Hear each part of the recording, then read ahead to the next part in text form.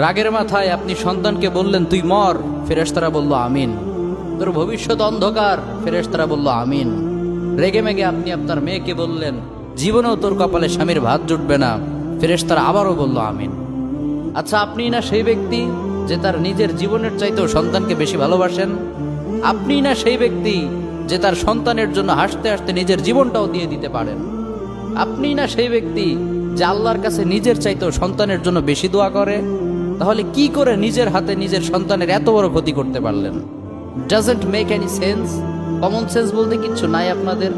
আপনারা কি জানেন না আপনাদের রাগের মাথায় বদদোয়া করাগুলো ফেরেশতারা আমিন বলে? দাওয়াতুল ওয়ালিদ আলা ওয়ালাদি, বাবা মা তার সন্তানের জন্য যেই দোয়া করে সেটা ভালো হোক কিংবা বদদোয়া হোক, আল্লাহ সেটাই কবুল করে নেয়। এজন্য খবরদার, নেভার কার্স ইউর চিলড্রেন। রাগের মাথায় কখনো সন্তানকে অভিশাপ করবেন না। খুব বেশি রাগ উঠে গেলে তার জন্য উল্টা